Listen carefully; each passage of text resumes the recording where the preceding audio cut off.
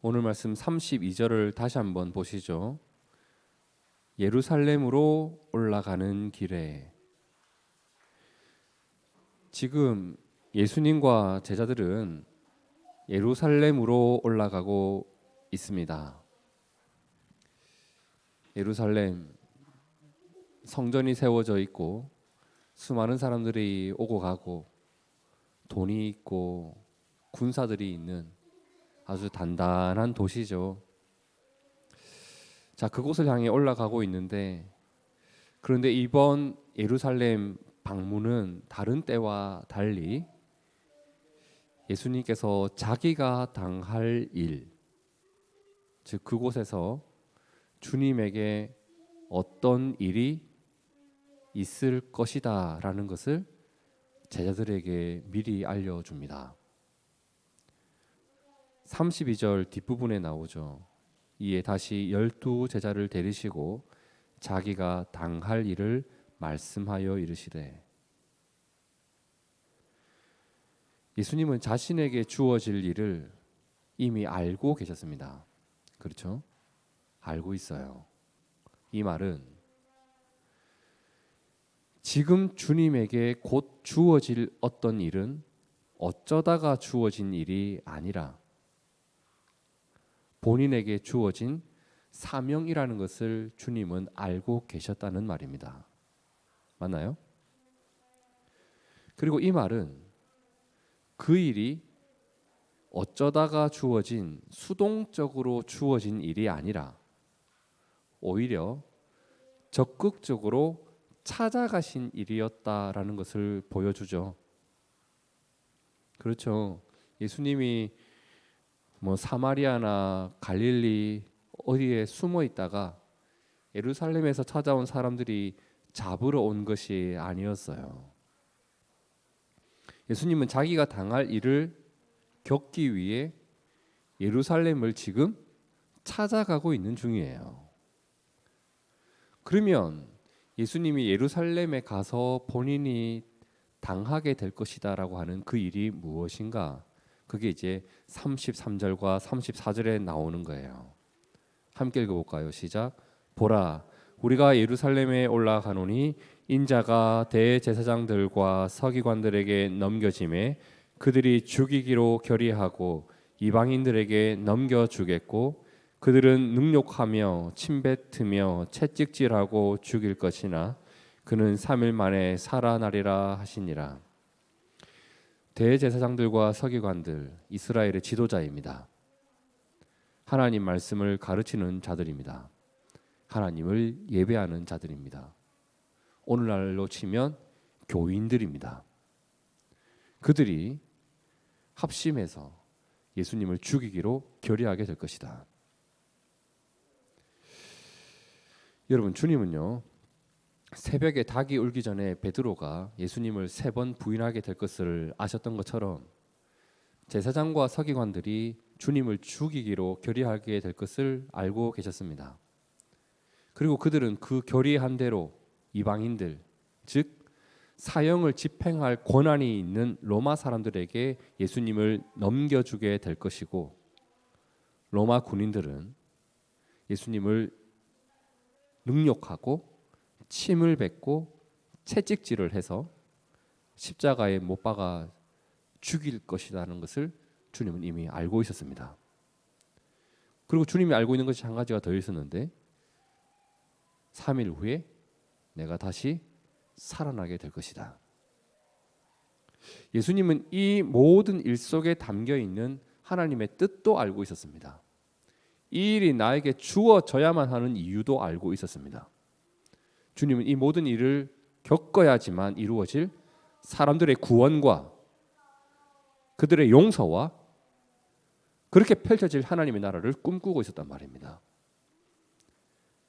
그 일을 위해서 본인이 이 일을 당해야만 했고 그 일을 감당하기 위해서 예루살렘을 향해 가고 있습니다. 하지만 제자들은 이 내용을 몰라요. 예수님이 이 말만 들었을 때 그 의미를 모른 채 예수님이 이런 일을 당할 것이다 라는 말을 들었을 때 이게 도대체 무슨 말일까? 이해가 안 되는 거예요.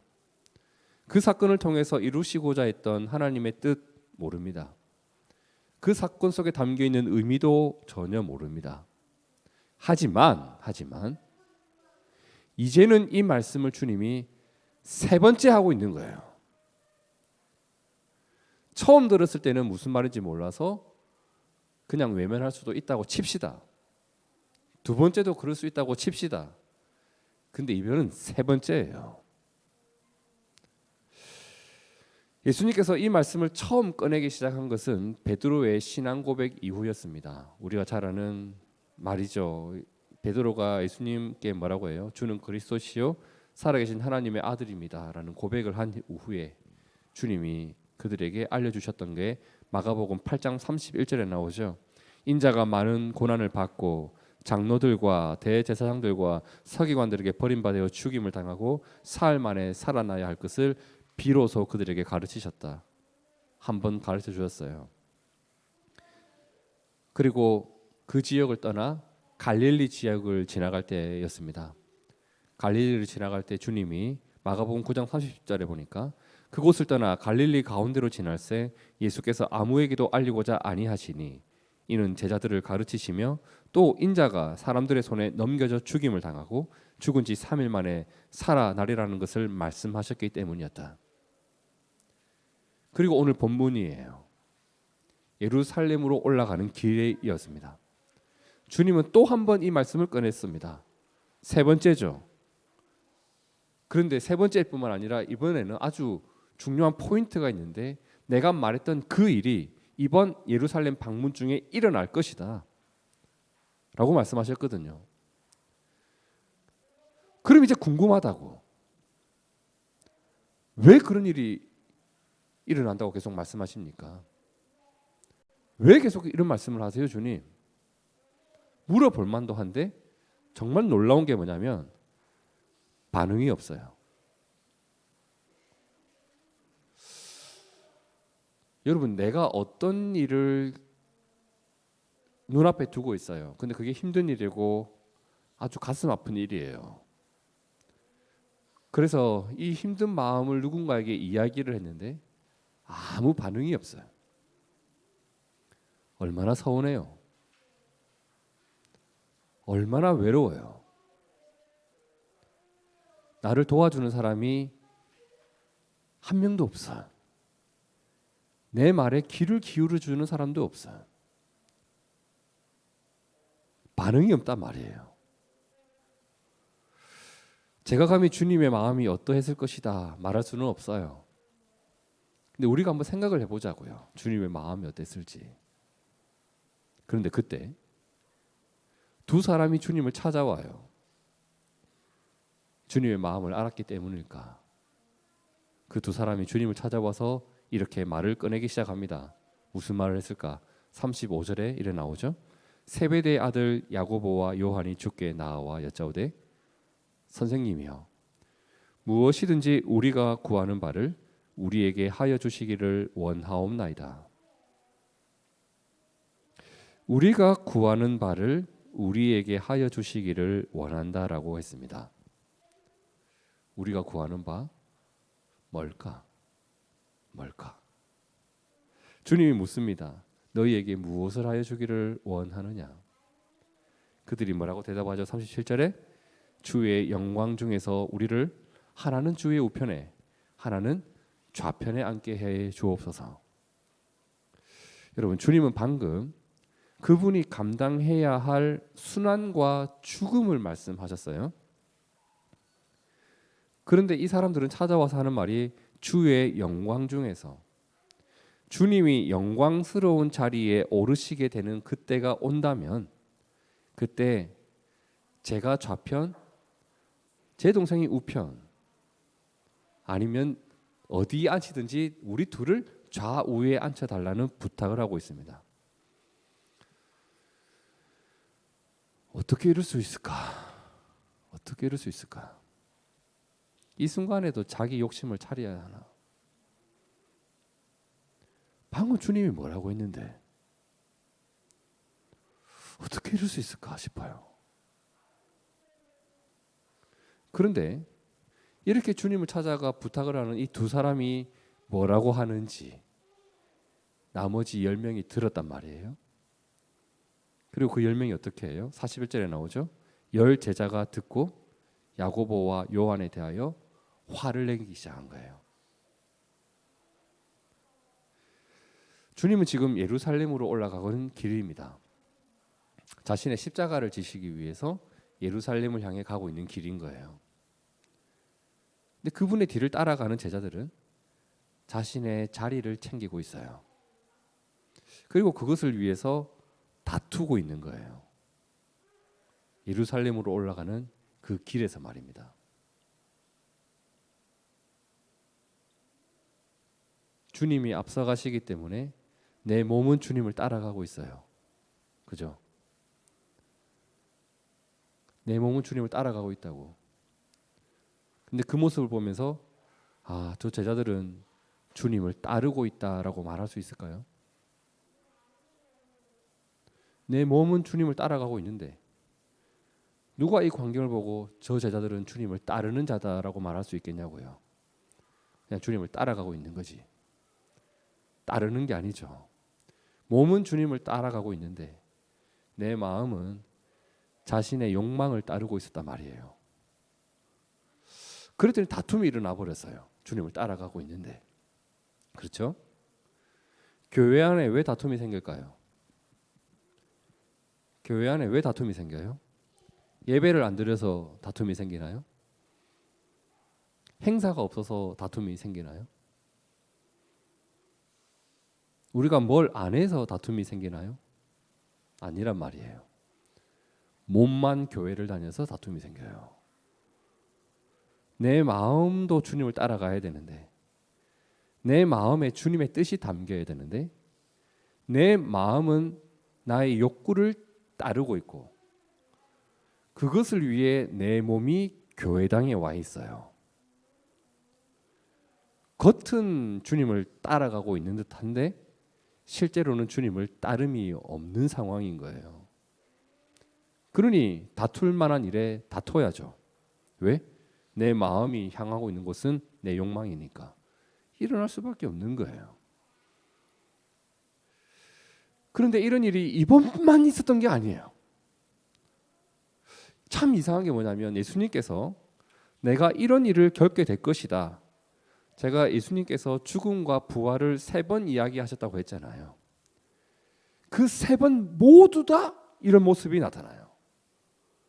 참 특이한 부분이에요. 예수님이 십자가를 이야기하기만 하면 제자들은 자신의 욕구가 발현이 돼요.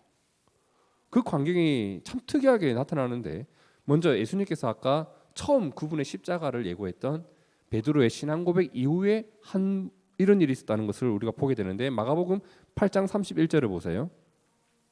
인자가 많은 고난을 받고 장로들과 대제사장들과 서기관들의 버림받아 죽임을 당하고 사흘 만에 살아나야 할 것을 비로소 그들에게 가르쳤죠. 자, 그렇게 했더니 베드로가 어떻게 해요? 예수를 붙들고 항변하며. 여러분 이 표현은 멱살 잡고 말리는 모습이에요. 무슨 소리 하냐고. 우리는 내가 지금 그것 때문에 당신을 따라왔냐고. 이게 마음속에 있는데 그게 입으로 나오지 않고 행동으로 그냥 나와버린 거예요. 그냥. 지금 뭐 하는 거냐고. 지금 장난치냐고. 딱 이렇게 예수님을 말린 거예요. 그때 예수님이 베드로를 꾸짖었단 말이에요.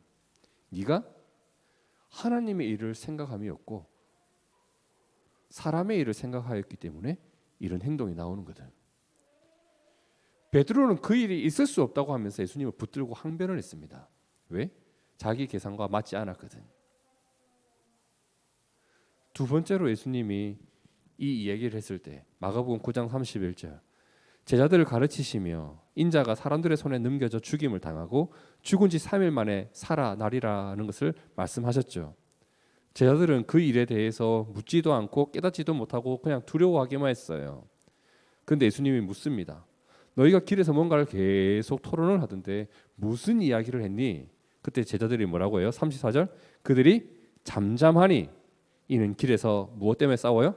서로 누가 크냐 하고 쟁론하고 있었다.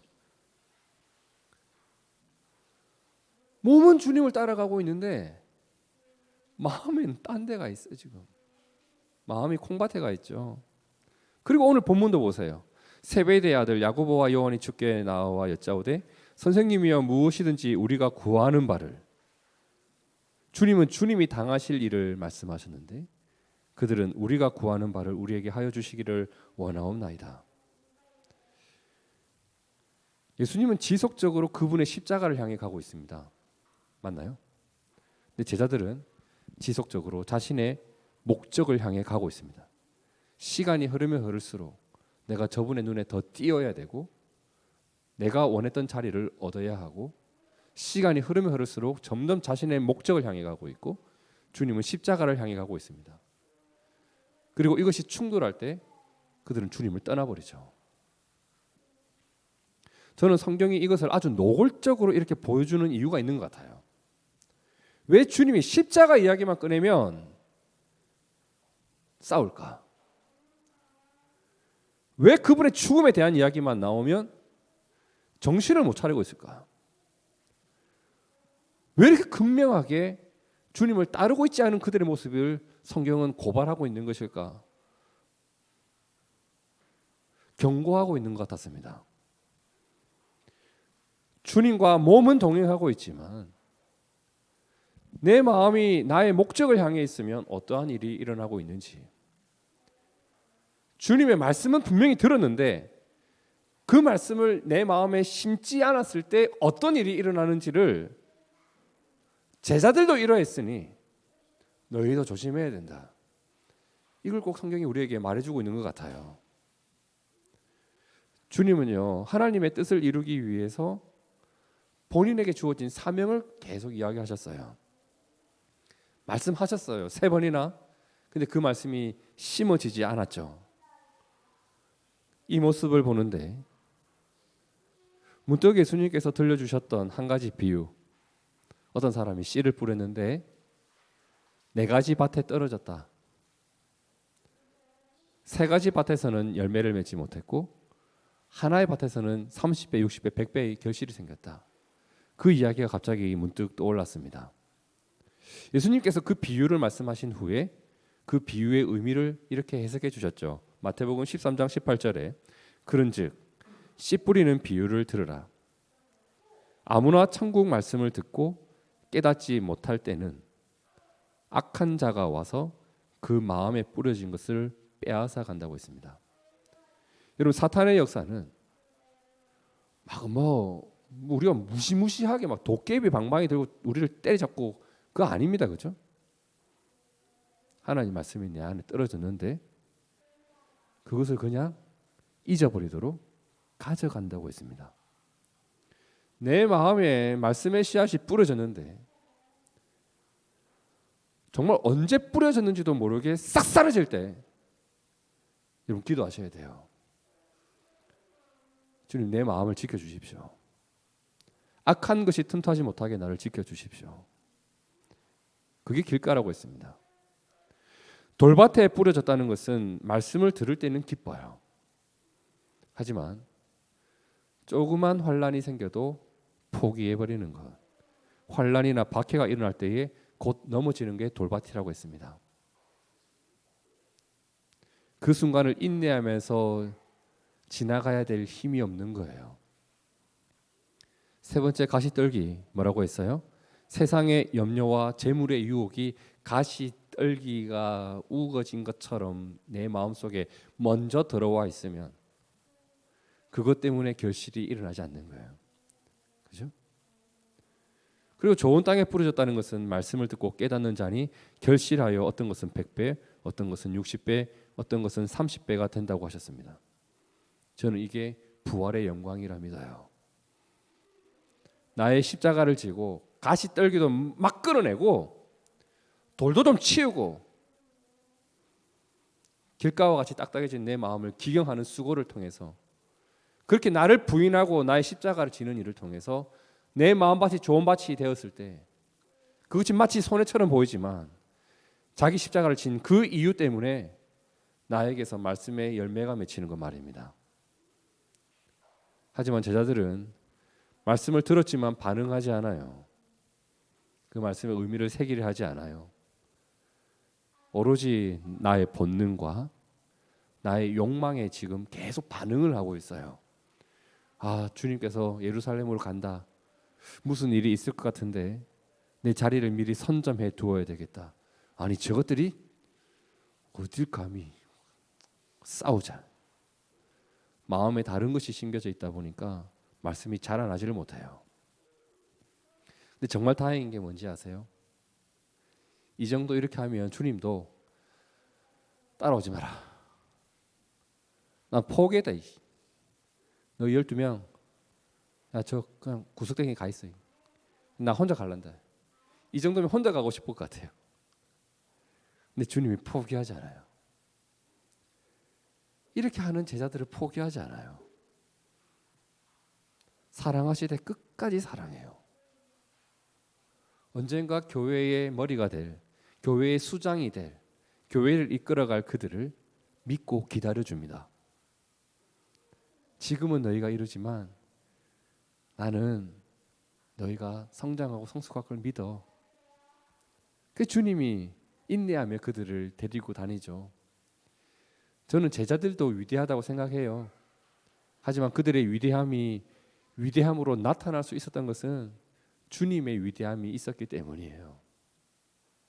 나를 기다려주고 나를 끝까지 사랑해주셨고 내가 어떤 모습을 보여도 나를 믿어주셨던 그 주님 말입니다.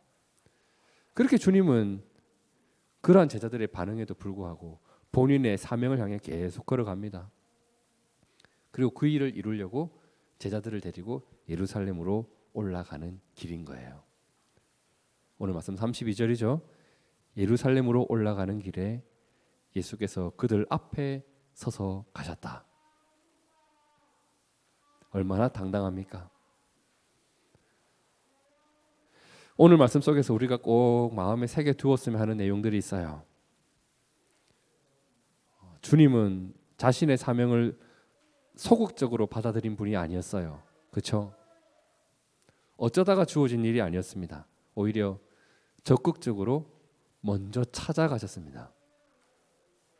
주님은 그 사명을 위해 내가 감당해야 할 십자가가 있다는 것을 알고 있었어요. 근데 그 십자가를 통해서 그 사명을 통해서 나에게 주신 그 하나님의 뜻, 이것이 필요하기 때문에 이 일을 나에게 맡기신 그 하나님의 마음, 그것을 바라보면서 그 길을 걸어가셨단 말이에요. 아프고 괴롭죠. 제자들은 반응도 없죠. 그럼에도 가셔야 될 힘이 있었어요. 그게 그분의 하나님을 향한 소망이고 하나님의 뜻에 대한 열망이었습니다. 십자가가 있습니다. 십자가는 흔히 고난을 상징한다고 합니다. 근데 우리가 하나를 더 봐야 돼요. 십자가는 있지만 저기에 누가 없어요? 예수님이 없어요. 십자가가 주님을 죽이지 못했고 그 고난 이후에 있을 부활을 보여줍니다. 그래서 기독교의 십자가는 십자가에 예수님을 걸어두지 않아요. 가톨릭의 십자가와 달라요. 우리는 부활을 소망합니다. 십자가는 고난 이후에 있을 부활까지를 봐야 합니다. 그리고 주님은 말씀합니다. 너희에게도 자기 십자가가 있는데 그 자기 십자가를 지지 않고서 나를 따르는 것은 불가능한 일이다. 나를 따른다는 것은 자신에게 주어진 그 십자가를 지고 나를 따라오는 것이다 라고 말씀하셨어요. 자신의 사명을 외면하면서 부활의 역사를 기대하지도 않으면서 주님을 따른다는 것은 있을 수 없다라고 주님이 말씀하셨던 겁니다. 제자들 분명 그들의 몸은 주님을 따라가고 있었죠. 하지만 누가 그를 향해서 지금 이 모습을 보면서 주님을 따르고 있다고 말할 수 있겠습니까? 지금은 자기 십자가를 지지 않아요.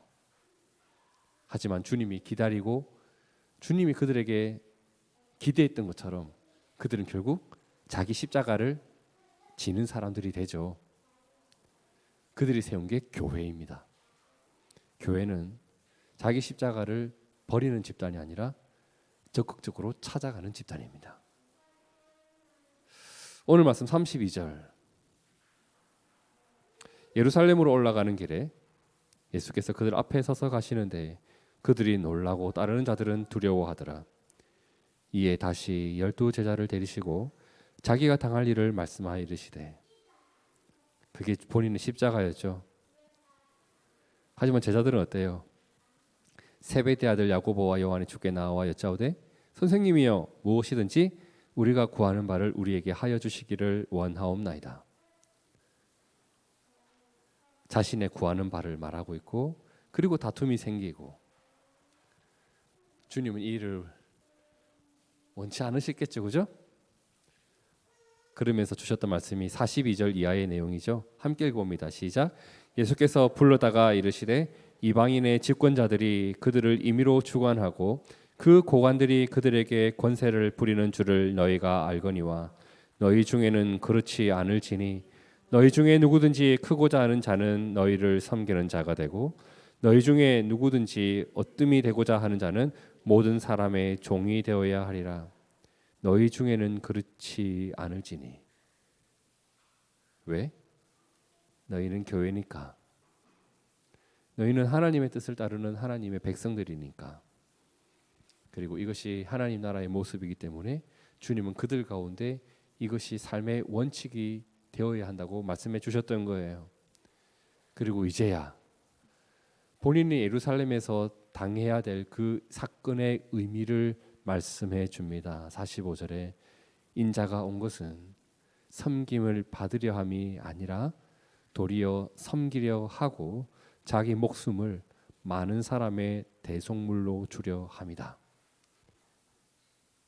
주님은 이 일을 위해 예루살렘에서 있을 일을 알면서도 예루살렘으로 올라가는 중입니다. 심지어 제자들이 답답한 모습을 보여도 여전히 그들 앞에 서서 그들이 살아야 할 삶의 모습을 가르쳐 줍니다. 오늘 우리가 교회를 다니는 사람을 넘어서야 합니다.